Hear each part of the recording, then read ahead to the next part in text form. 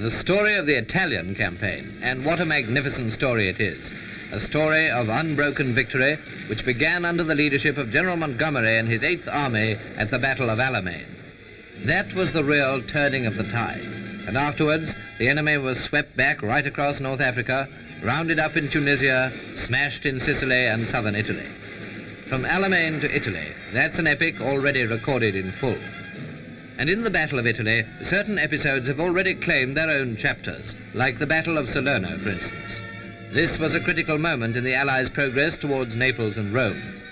It should be regarded as only one example of the difficulties, the hazards, and the bitterness of the Italian campaign.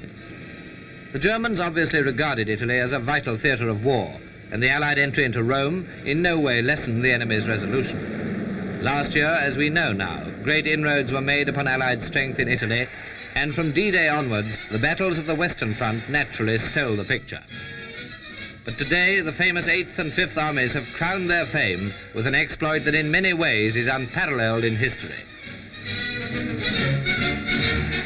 Latest pictures show the Allied entry into Bologna, where they received the sort of welcome that is nowadays accorded everywhere when people are freed from Nazi rule.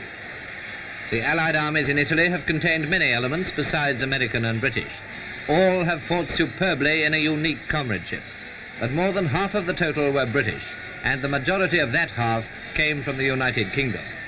Now the glory of the great victory is shared by them all, whatever their nationality, and by their leaders.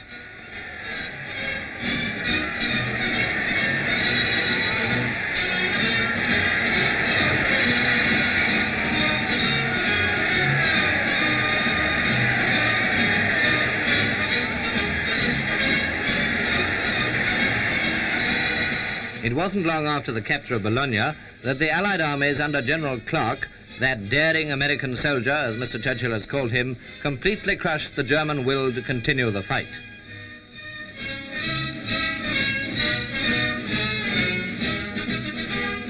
The Supreme Commander, Field Marshal Alexander, has proved beyond all doubt one of the greatest military leaders of this war.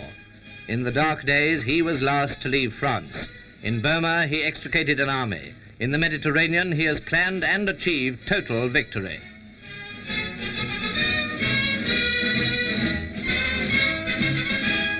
Prisoners were already being taken in their tens of thousands when the Hun surrendered unconditionally, a surrender involving nearly 1 million German soldiers. Comment on such an event is superfluous.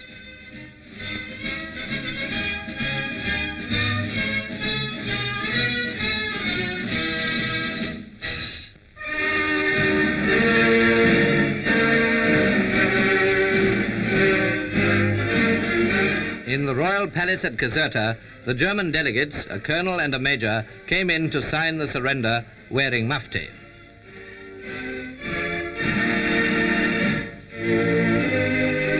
Alexander's chief of staff, Lieutenant General Morgan, addressed them.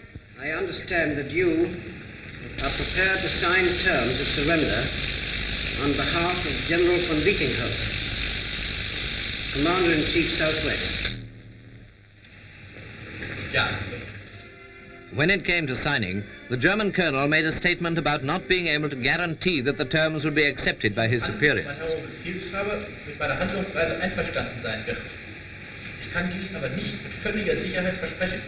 He assumes that his commander-in-chief is going to approve of his action, but he cannot give an absolute assurance to this fact.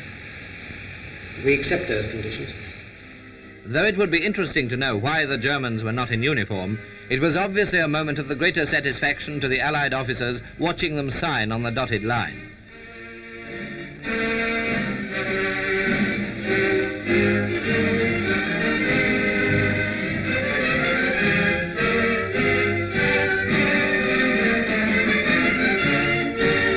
After General Morgan had added his signature to the historic documents, the Germans were given 3 copies, one of them in their own language, and the brief proceedings were politely but firmly brought to an end by the General. Thank you, gentlemen. I ask you to withdraw now. That was that. Unconditional surrender of nearly 1 million men signed away by German officers in sports coats.